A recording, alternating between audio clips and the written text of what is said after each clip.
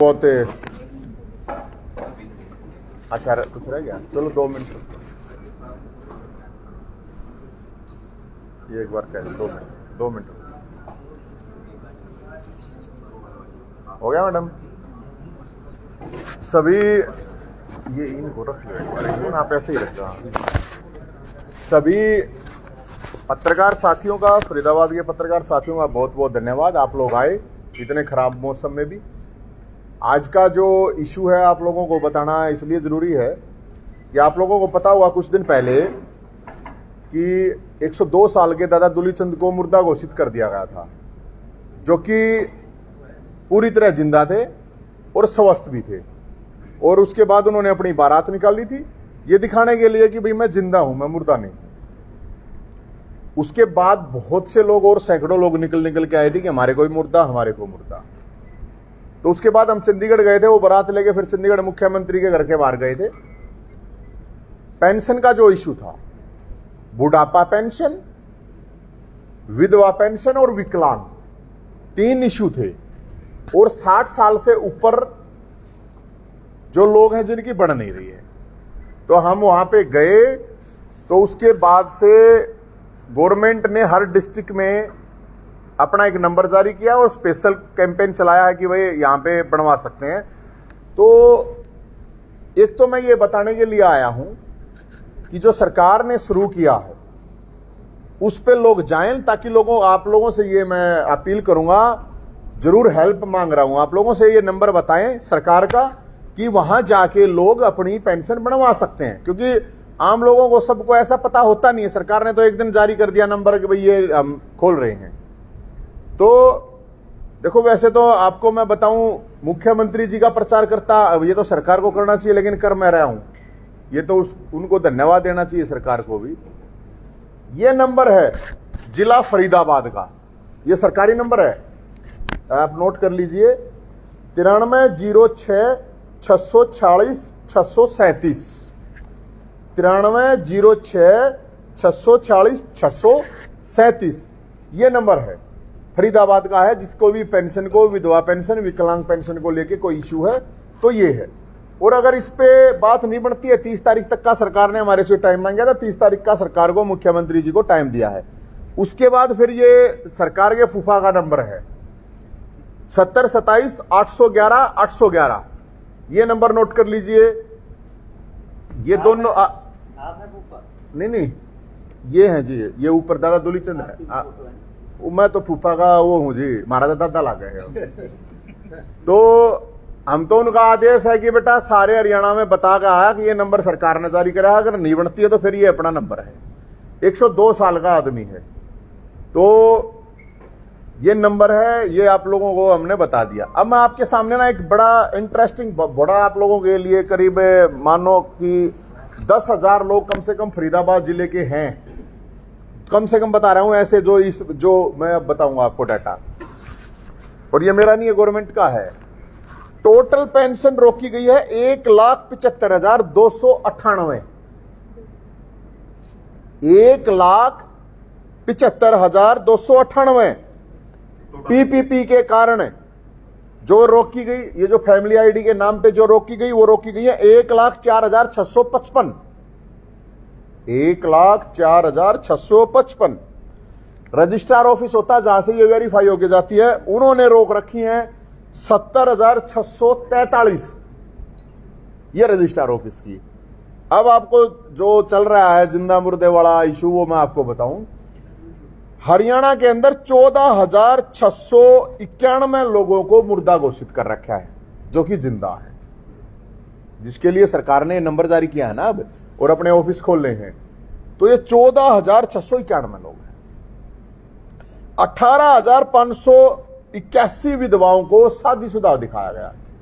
वो विधवा हैं, उनके पास अपने पतियों के डेथ सर्टिफिकेट है, लेकिन उसके बावजूद उनको, उनके पतियों को जिंदा कर दिया सरकार ने। आप लोगों को पता भी होगा, वो केस बहुत से आए थे, हम चंडीगढ़ भी लेके गए थे। वो कह रही थी भाई हमारे को हमारे पति ही लौटा दो, हमें पेंशन की जरूरत नहीं है। तो ये आंकड़ा है विधवाओं का।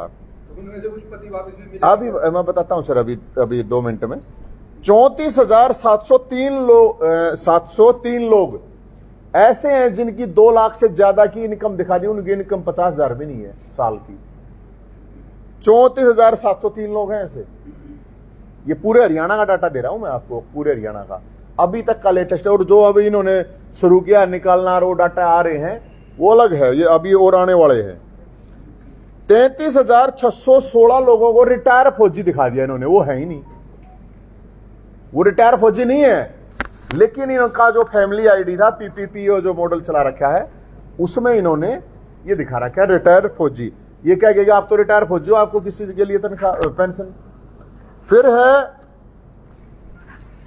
4500 विकलांग हैं, उनको फिट दिखा दिया, और फिट करके उनके पास सर्टिफिकेट है लेकिन फैमिली आईडी में फिट करके उनकी पेंशन काट दी गई।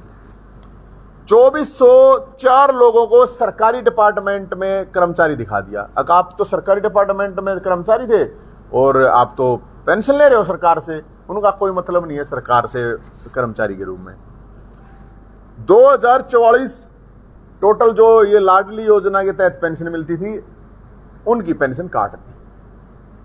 तो करीब इसके अलावा 2 लाख लोग ऐसे हैं जो 60 साल से ऊपर के हो चुके हैं। सरकार कह रही थी कि 60 का होते ही ऑटोमेटिक अपने आप पेंशन घर आएगी, कहीं जाने की जरूरत नहीं है।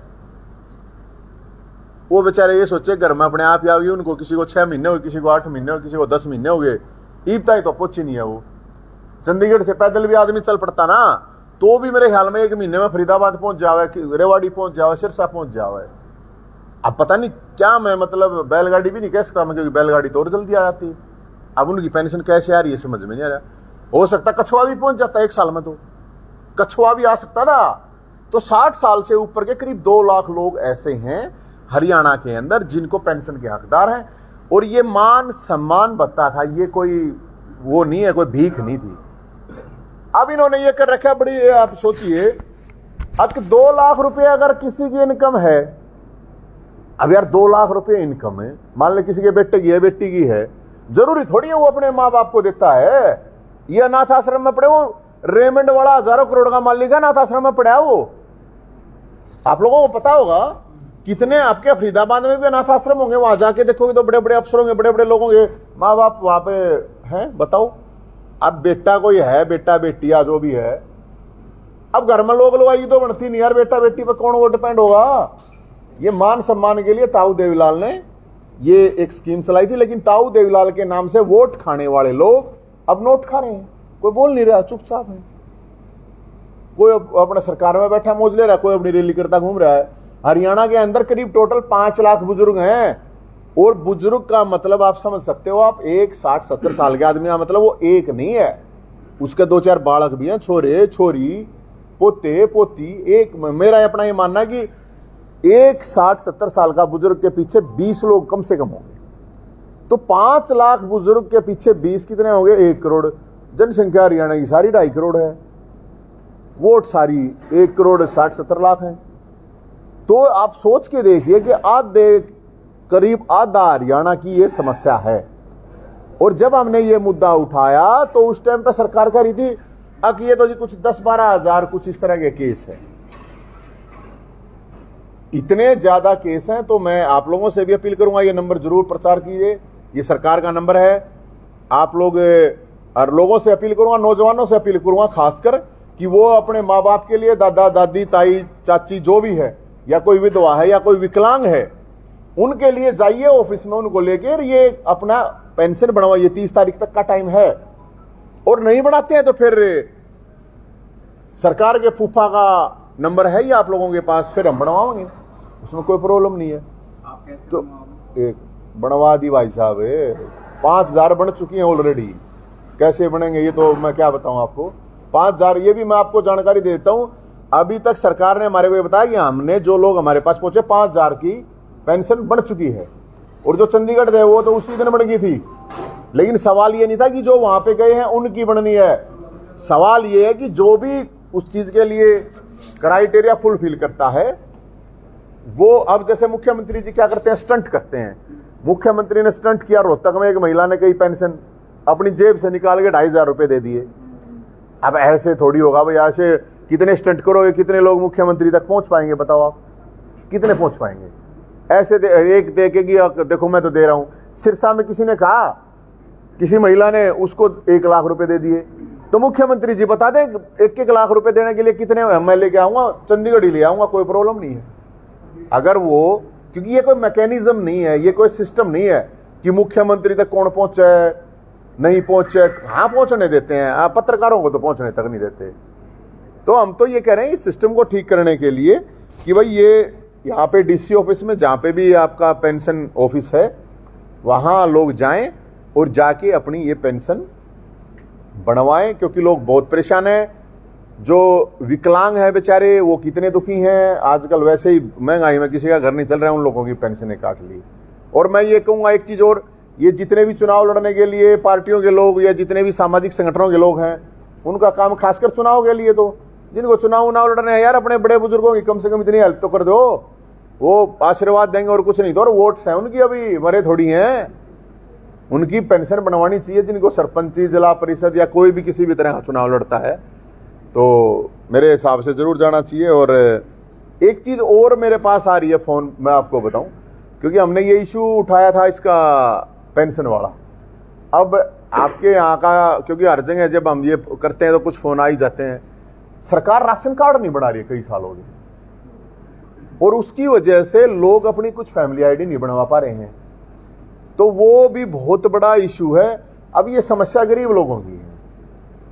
अब ये जो खा रहे हैं, माल खा खा के, लोगों के कमीशन खा खा के जिनके पेट चल रहे हैं, जो कोई हॉस्पिटल के नाम तक कमीशन खा है, कोई स्कूल के नाम तक, कोई कहीं, लेकिन जो गरीब आदमी है बेचारा, वो क्या कैसे जाएगा जब उसका राशन कार्ड भी नहीं बनेगा। तो एक अपील हम और भी कर रहे हैं लोगों से, इन वार्टियों से किसी को कोई उम्मीद रखने की जरूरत नहीं है। सभी पार्टियों की हर जगह सरकारें हैं, ऐसे ही लोग परेशान हैं। लोग खुद अपने हक के लिए खड़े हों। जैसे एक पुलिस वाले ने भ्रष्टाचार के खिलाफ बलिदान तो देना पड़ेगा, जैसे दिग्विजय चौटाला का वहां पे माइक छीन लिया एक लड़के ने कि नशे का मामला था, ऐसे खड़ा होना पड़ेगा लोगों को अपने हक के लिए। जहां समस्या है, कोई बाहर से आके कोई आपकी समस्या का समाधान नहीं कराएगा। और हमारा यही मकसद है कि लोग खुद जागे, लोगों को गिदड़ बना रखे, आम लोगों को शेर बनाना चाह रहे हैं, ताकि लोग अपनी आवाज खुद उठा सकें। और आप पत्रकार साथी जो आवाज उठाता है उनकी करते ही हैं हेल्प। आप तो सब बड़े क्रांतिकारी हो, क्योंकि आप कम से कम आवाज तो लोगों तक पहुंचा रहे हो लोगों की। तो कोई सवाल है तो आप पूछ लीजिए। सर, सरकार ने पहले भी कई हेल्पलाइन नंबर जारी करे थे कि जैसे नगर निगम के लोग हैं, पर अधिकारी तो सर कॉल ही नहीं उठाते, तो आप कैसे कह सकते हैं कि ये नंबर भी लोग? मैं इसलिए कह सकता हूं मैडम कि मुख्यमंत्री ने हमारे को ये कहा था 30 तारीख तक का हम वो दे रहे हैं भाई, खोल रहे हैं। ये मैं आपसे जरूर रिक्वेस्ट करूंगा कि आप डीसी ऑफिस जाके वहां जरूर जाइए एक बार, कि वो जो पेंशन बनवाने वाले बैठे हैं या नहीं बैठे हैं। उसके बाद प्लीज आप हमारे पास फोन कर दीजिए। पूरे हरियाणा में अलग अलग जगह हम अपने लेवल पर भी पता कर रहे हैं। हालांकि अब मेरा ये मतलब नहीं है सिर्फ विरोध, कई जगह पेंशनें बन रही हैं और हमारे पास ये रिपोर्टें आ भी रही हैं अगर भाई ऐसे लोगों की पेंशन बनाई जा रही है। तो आप फरीदाबाद की आप जरूर एक बार चेक करके आइए कि वहां पे कुछ ऐसा हो रहा है या नहीं हो रहा है। और मैं इसीलिए तो मैंने नंबर दूसरा दिया है। ये अगर नहीं काम हो रहा है, यहाँ पे जा रहे हैं, तो ये नंबर है ही ना, दादा दुलीचंद का है। सर, जो आपने अभी आंकड़ा दिया है वो लगभग 4 लाख से ज्यादा का है, तो आपको लगता है 30 तारीख तक ये 4 लाख जो पेंशन है? नहीं, ये आपका बिल्कुल सही सवाल है। उन्होंने कहा कि हम 30 तारीख तक जो कम से कम शुरू में जो ये मुर्दा जिंदा वाला मामला है ना, ये मुर्दा जिंदा वाला मामला भाई साहब इतना है इस समय 14,000 तो मुर्दों वाला है, 18,000 विधवाओं को शादीशुदा दिखा रखा है। इसको कैसे सुलझाओगे आप? मैं थोड़ी सुलझाऊंगा, मैं रजनीकांत थोड़ी हूँ भाई साहब। सरकार सुलझाओगी, सरकार उस चीज पर लग रही है। और सरकार अभी तक सरकार ने जो हमारे को बताया कि करीब 5,000 ऐसे लोग जो ऑलरेडी जिनकी फाइलों में पड़े थे उनकी इन्होंने बना दी है। सरकार ये कह रही है भाई हम बना रहे हैं, हमें टाइम दीजिए, नहीं तो फिर है भाई साहब हम तो आंदोलन करने के लिए। 3 से 4 महीने हो चुके हैं पेंशन कटे हुए लोगों की, जो लाखों। ओ भाई साहब 11 महीने हो गए, किसी के 12 महीने, किसी के 8 महीने। आंदोलन 4 महीने से चल रहा है।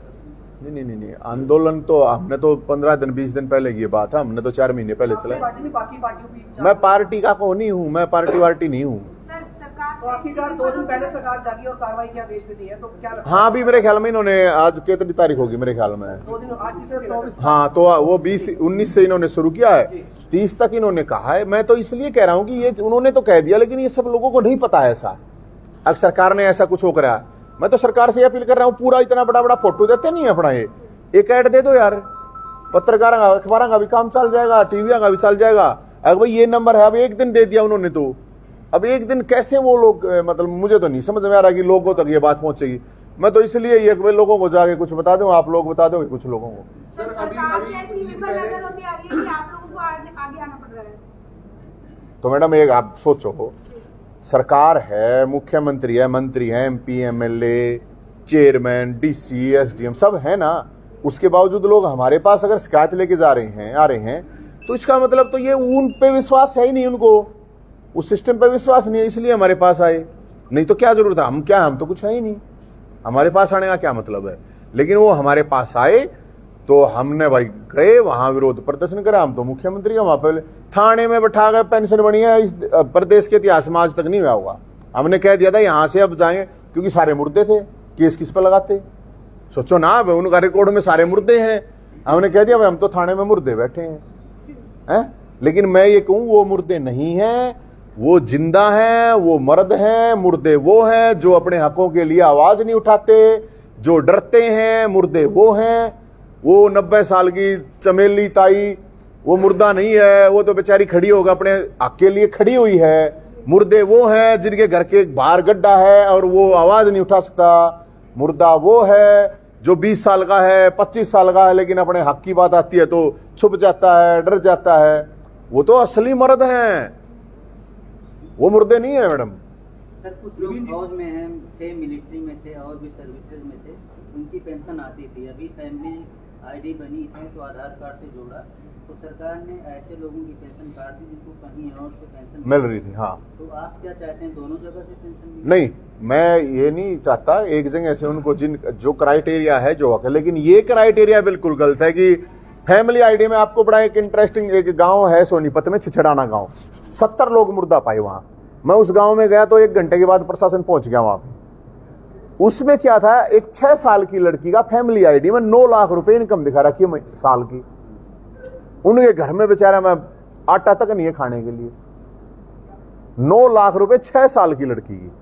तो ये जो गड़बड़ें कर रखी हैं, हम गड़बड़ों की बात कर रहे हैं हम। आप ये बताइए, ऐसे बहुत से केस हैं जो मुर्दे हैं और उनको जिंदा दिखा के पेंशन खाई जा रही है। सरकार अगर ये भी आंकड़ा निकाले, ये भी बहुत ज्यादा होगा। ये करप्शन है और क्या है। सर क्या अधिकारियों की जो भर्ती की जा रही है वो क्या आंख मूंद कर की जा रही है, ये मान सकते हैं? अब पता नहीं मैडम क्या खा पी के काम कर रहे हैं ये लोग जो कर रहे हैं। भाई हो सकता है इनको टारगेट दे रखा हो, जल्दी जल्दी करो, निपटाओ, और उनने देखना नहीं कुछ है, अपने करके अपना चला दिया। लेकिन मैं ये कह रहा हूं, अब सरकार ये कह रही है भाई हम कुछ अपडेट कर रहे हैं सिस्टम में। भाई अपडेट कर लो, कोई ग्रीवेंस का कोई क्राइटेरिया ये तो होना चाहिए, कोई टाइम बाउंड तो होना चाहिए। भाई हम 1 महीने में, चलो कोई अगर गलती होगी, हम ये नहीं कहते भी कोई भी प्रोग्राम फुल प्रूफ हो जाता है, लेकिन ये से थोड़ी है यार 90 साल का आदमी, 100 साल का आदमी 10-10 धक्के खाओगा। क्यों खाओगा भाई? घर घर जाकर बनानी चाहिए। घर घर वोट तो बहुत मांगे हैं ये, घर घर जाकर क्या प्रॉब्लम है चेक करने में? घर घर वोट मांगे हैं, इनकी सरकार है, इतने कार्यकर्ता हैं, इतने पदाधिकारी हैं, जाओ जाके बढ़ाओ, क्या प्रॉब्लम है भाई? सर सरकार ने जो क्राइटेरिया बनाया है जिसकी 2 लाख से ज्यादा इनकम है, परिवार इनकम, एक तरफ तो उनकी पेंशन बंद कर रही है और दूसरी तरफ यहाँ फरीदाबाद के अंदर ही अभी एक RTI एक्टिविस्ट है, उन्होंने प्रेस कॉन्फ्रेंस दी, यहाँ पर 40,000 फर्जी पेंशन बनाई गई। तो मैं वही तो कह रहा हूं ना आपको, ये जो क्राइटेरिया है 2 लाख रुपए का, ये सही नहीं है। अरे जरूरी थोड़ी है कि उसके अपने माँ बाप की कोई सब सेवा कर रहे हैं, नहीं है जरूरी। ये माँ बाप यार धक्के खाओ हैं बेचारे, ये नाथाश्रम थोड़ी फिर खोल रहे हैं। देखो ना आप कितने केस आते हैं अखबारों में, मीडिया के माध्यम से आते हैं। अगर माँ बाप को मतलब मर गया वो बेचारा, उसको छड़ा हुआ पाया, कोई उसका उठाने वाला भी नहीं आया, विदेशों में रहे माँ बाप ना हड़े, मतलब ये MCD या निगम वाले ये जाकर फूके हैं। तो ये क्राइटेरिया किसी का बेटा क्या है क्या नहीं है उससे क्या मतलब है? ये सम्मान बता है, ना कि कोई भीख थोड़ी है। ये सम्मान बता। हाँ, अगर सरकार ये कहे भैया हमारी कैपेसिटी नहीं देने की, तो सरकार कटोरा लेकर घूमे। अगर भाई हमारे पास नहीं है, फिर मुख्यमंत्री कह दें, लोग दे देंगे भाई। फिर अगर नहीं देंगे तो कम से कम ये तो जगह भाई है ही नहीं हमारे पास कुछ। और फिर एक बात बताओ ना, इनकी जो पेंशन मिलती है एमएलए को, इनकी भी तो बंद कर दो 2-4 महीने। इनकी टेक्निकल फाउट इनमें नाता, टेक्निकल फंड, टेक्निकल कह रहे हैं ये कुछ टेक्निकल फॉल्ट आया है। अरे टेक्निकल फॉल्ट किसी एमएलए की भी उसमें आ जाओ, किसी एमपी के में आ जाओ, होना तो चाहिए था। ये मुख्यमंत्री को ये कहना चाहिए था, 4 बार की पेंशन है, एमपी का ये कहना चाहिए, एमएलए को ये कहना चाहिए। जब तक, और मैं तो यहाँ के जो एमपी हैं एमएलए उन तक कहूंगा, उनको घोषणा करनी चाहिए, जब तक प्रशासन सारे बुजुर्ग, विधवाओं और बूढ़ों की पेंशन नहीं बना देता है, हम अपनी तनख्वाह नहीं लेंगे। है दम किसी में? तो फिर अभी इनको चोर उचक्के नहीं गए तो क्या कहें भाई, बताओ। नवीन जी, जो इन्होंने कहा था 40,000 लोगों की पेंशन, मतलब फर्जी पेंशन बन गई। ओ भाई साहब, कहाँ 40,000 कह रहे हो आप? कम से कम 5-4 केस हैं, 5-4 लाख केस हैं ये पूरे एकला फरीदाबाद का। जब 40 साल के लोगों की, 35 साल के लोगों की फर्जी मतलब पेंशन बनी है 60 साल। हाँ बिल्कुल सही बात है। अभी हाल में वार्ता हुई थी, तो वही तो बात है, जो जिस आरटीआई एक्टिविस्ट ये निकाल के लाया, तो सरकार का कुछ रिप्लाई आया उस पर? एक अधिकारी उसमें गिरफ्तार हुई है, हाँ, लेकिन एक अधिकारी और है, उस पर कोई कार्रवाई नहीं हुई। देखो मैं फिर वही बात आपको कह रहा हूं कि जो एक्टिविस्ट हैं बेचारे, या जो भी लोग लड़ रहे हैं, उनके अकेले लड़ने से तो कुछ होना नहीं है। जिसको समस्या है वो उनको खड़ा होना पड़ेगा। भाई हमने तो इसलिए कह रहे हैं कि मैं तो, जब वो बेचारे इतने बूढ़े इतनी गर्मी में चंडीगढ़ तक गए, बस लेकर पूरे अंबर के गए, तो देखो उन्होंने हिम्मत दिखाई तो बन गई। अब सिस्टम है भाई साहब, सरकार है, इसमें तो सडांध मारा है, तो इसको तो लड़ना पड़ेगा। लड़ने की जिसमें हिम्मत है कुछ हक मिल जाएगा, और नहीं देने का क्या फर्क पड़ेगा। सर, आपने जो अभियान शुरू किया, आपने हेल्पलाइन नंबर भी जारी किया, तो आपने कोई टीम बनाई इसके लिए, कोई कंट्रोल रूम बनाया है? अपना कुछ टीम टाइम अपने पास कुछ नहीं है भाई, अपने पास कुछ नहीं। जुड़ना हो तो हम तो हमारे पास ना टीम है, ना हमारे पास ना कुछ।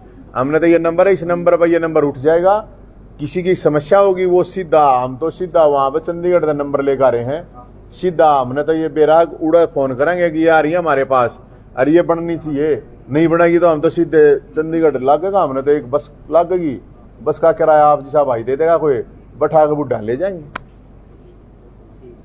नवीन जी, आपकी बात हरियाणा वाले मान ही रहे हैं, उत्तराखंड वाले मान रहे हैं। आज आपने एक ट्वीट किया था अंकिता भंडारी हत्याकांड को लेकर, आप लगा दी गई, तो बढ़िया है ना, रिपोर्ट में आग लगा दी गई, बहुत बढ़िया काम किया। आग लगा, मैंने तो कल वो देखा था, आप सोच के देखिए, ये जो नेता लोग होते हैं, इनके बड़े बड़े घर होते हैं, बड़े बड़े फार्म हाउस होते हैं, आप लोगों को पता ही नहीं क्या क्या कांड करते हैं ये। इनके अगर सबके कांड पता चल जाए ना, लोग इनको जूते मारा, जूते। और एक बात बताओ, एक लड़की को इस तरह से मार दिया गया तो और आग नहीं लगाओ तो उसको वहीं पे फास्ट क्या होता है। देखो सब, मैं निर्भया कांड हुआ था, मेरे को इतने लाठियां लगी थी, वो आज तक दुखती है मेरे को, मुश्किल से वहां से उठा के आना पड़ा था। तो हुआ क्या, 7-8 साल के बाद सजा हुई, लोग भूल गए। कोई भी न्याय जब तक जल्दी नहीं होता। अब न्याय की बात ये है, अगर जो उसने कांड कर दिया, अब वो जो उसने कांड करा है ना, उसी जगह पे जाके उसको 1 महीने में फास्ट ट्रैक कोर्ट में लेके जाकर उसको धके दो वहां से ही, जैसे उसने धकेया है। बताओ क्या प्रॉब्लम है? तो लोगों को याद रहेगा कि हाँ, अगर कुछ तुम गड़बड़ करोगे तो ऐसे ही हो जाएगा। पहले कहा गया था कि रात में बुलडोजर चलाया गया, लेकिन सवाल उठे कि 1-2 दीवार गिराई गई, हाँ, हाँ, उसके बाद आप, मैं लोगों से यही कह रहा हूं, लोगों से यही है अपील, और बहुत बढ़िया है ये, अच्छा डिसीजन है। अगर लोग अपने आप उठें और अपने आप अपना न्याय, अगर सरकार तो देना नहीं है, न्यायपालिका है, कोई पता नहीं 50 लाख केस पेंडिंग पड़े हैं, किसका किसका क्या होगा। इस तरह के जो केस होते हैं उनको फास्ट ट्रैक कोर्ट में ले जाकर तुरंत सजा होनी चाहिए, और ऐसे लोगों की फांसी के नीचे कोई सजा नहीं।